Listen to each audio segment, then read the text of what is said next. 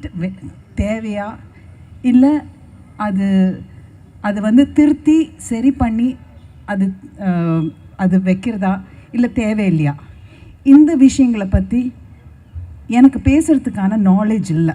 Knowledge இல்லாத போது அதை பற்றி பேசக்கூடாது. அதை பற்றி பேசுகிறவங்க என்னென்னா இங்கே நிறைய பேர் இருக்காங்க. ஆனால் நீட் பேப்பர் லீக்னால் பாதிக்கப்பட்ட மாணவர்களுடைய போராட்டத்தை நம்ம எல்லாருமே பார்த்துட்டு வரோம். எனக்கு சில விஷுவல்ஸ் ஜூலை 20 நடந்த சம்பவங்கள், அன்னைக்கிலேருந்து நடந்த சம்பவங்கள் என்னால் பொறுக்க முடியல. நம்ம குழந்தைங்க 17, 16, 19 வயசு, 20 வயசு, வாட் எவர் இட் இஸ், எல்லாம் நம்ம சின்ன குழந்தைங்க. எனக்கு நான் பார்த்த சில விஷுவல்ஸ் அப்படியே முட்டி போட்டு கையை கூப்பி கெஞ்சுறாங்க, தயவு செஞ்சு அடிக்காதீங்க. நாங்கள் வந்து கதறாங்க, நாங்கள் என்ன கேட்குறோம், எங்களுடைய உரிமைகள் கேட்குறோம். நான் டாக்டர் ஆகணும்னு ஆசைப்படுறேன், ஆனால் இந்த நீட்னால என்னுடைய கனவு வந்து போயிடும். எங்கள் அம்மா அப்பா வந்து கல்யாணம் பண்ணி கொடுத்துருவாங்க, தயவு செஞ்சு எங்களை அடிக்காதீங்க, நாங்கள் தப்பு பண்ணலை அப்படின்னு கதறாங்க. ஒரு பையன் வந்து 2 பேர் தூக்கிட்டு வராங்க, காலெல்லாம் ரத்தம் இருக்குது. அவனுக்கு ஒரு ஃபோன் வருது, ஃபோன் வந்து காதில் வச்சுட்டு அவன் வந்து ஐயோ அம்மா நான் நல்லா இருக்கேன், இல்லை இல்லை எல்லாம் ஒன்றும் பிரச்சனை இல்லை. அதுக்கப்புறம் அம்மா கேட்டிருப்பாங்க போல இருக்கு, தம்பி நீ சாப்பிட்டியான்னு. நான் சாப்பிட்டேன், எல்லாம் இங்கே நல்லா இருக்க. இதெல்லாம் கேட்டுட்டு சுற்றி இருக்கிற நண்பர்கள் வந்து அவங்க வந்து கூச்சல் போடுறாங்க. அப்போ வந்து இது உண்மையாக இருக்குமா, கேட்டியா இந்த கூச்சல் கேட்டியா, பார்த்தியா எல்லாம் நல்லபடியாக இருக்குன்னு ஃபோனில் சிரித்து பேசிகிட்டு இருக்கான். காலில் வந்து ரத்தம் போயிட்டுருக்கு. இன்னொருத்தர் பார்த்தா ஒரு அடிஷ்னல் டிசிபி இன்னைக்கு வந்து கோர்ட்டில் வந்து அவங்களோட பேரை சொல்லிட்டு வாதாடிட்டு இருக்காங்க, ஒரு அட்வொகேட். அந்த டிசிபி வந்து எல்லாரும் கலைஞ்சு போயிட்டுருக்காங்க. அந்த பொண்ணு போயிட்டுருக்கு, பலார்னு கண்ணத்தில் ஒரு அறை. அந்த அறை எதுக்கு விழுந்ததுன்னு அவன் வந்து ஷாக் ஆகி அங்கே நின்று பார்த்துட்டு இருக்கான். திருப்பி போயிட்டு தோலை தட்டி கேட்குறான், எதுக்கு பண்ணீங்க, நான் என்ன தப்பு பண்ணேன்னு. எனக்கு புரியவே இல்லை, இந்த மாதிரி என்னது இது, என்ன நடக்கிறது இது.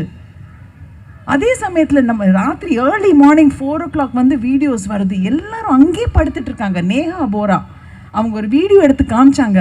ஆமாம் எங்களுக்கு வந்து ஃபாரின்லேருந்து நிறைய ஃபண்ட்ஸ் வருது, அந்த ஃபண்ட்ஸ் எல்லாம் வச்சு நாங்கள் வந்து ரொம்ப சொகுசாக இருக்கோம், பாருங்கள் நடக்கிற அதே தரையில் தான் நாங்கள் எல்லோரும் படுத்துட்ருக்கோம், எங்கள் பாத்ரூம் வந்து பாருங்கள் எப்படி இருக்குது, இங்கே தான் நாங்கள் 25 நாளாக இருக்கோம் அப்படின்னு. இது வந்து ஒரு 18ஆம் தேதி, ஜூலை 18ஆம் தேதி போட்ட வீடியோ.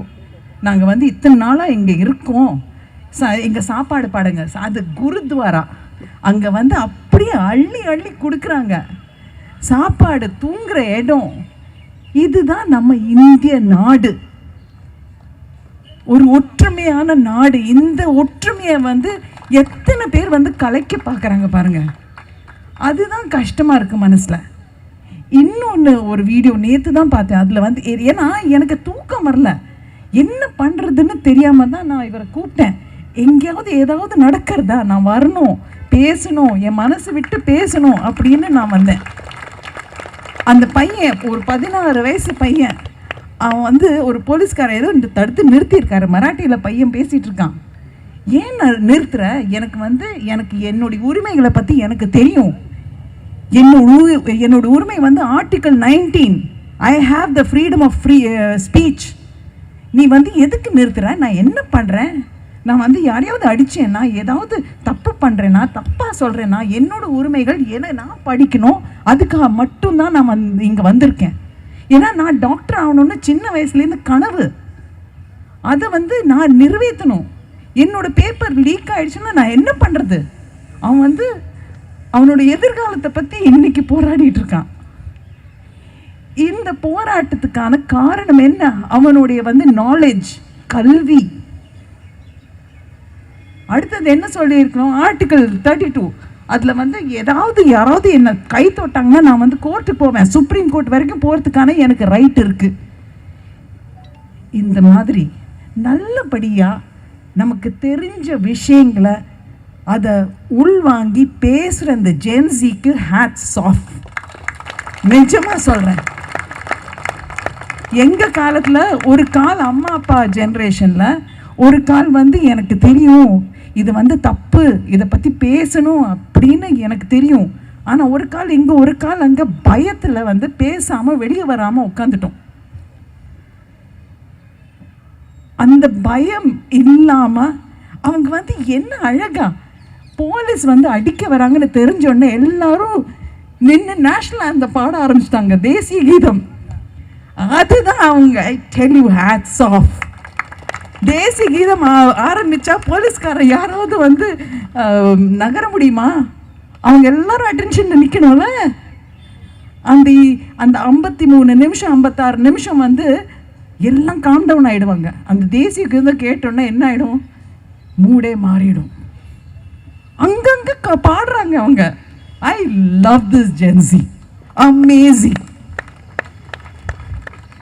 என்னை பொறுத்த வரைக்கும் டாக்டர் அம்பேத்கர் வந்து ஒரு பெரிய ஒரு கான்ஸ்டியூஷன் எழுதி வச்சிருக்காரு. அவரை பற்றி உங்களுக்கு எல்லாருக்குமே தெரியும். ஏன்னா ஜெய்பீம் சொல்லிட்டு தான் எல்லாரும் இங்கேருந்து போகிறீங்க.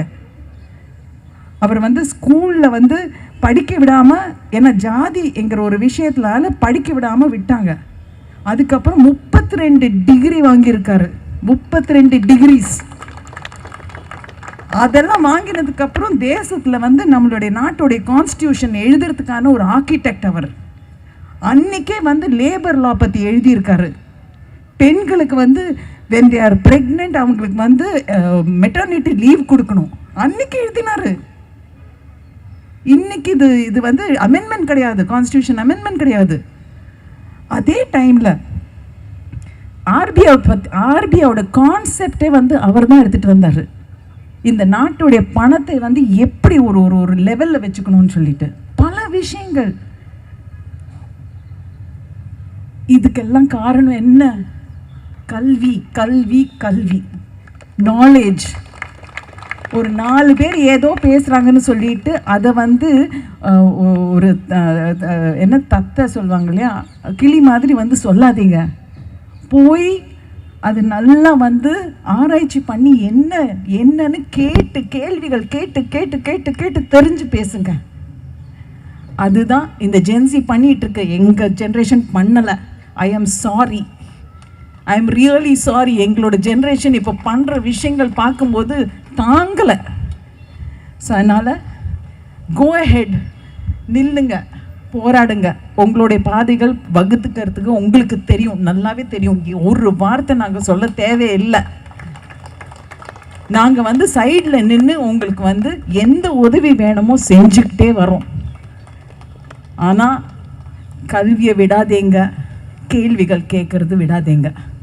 நன்றி. ஜெய்பீம்.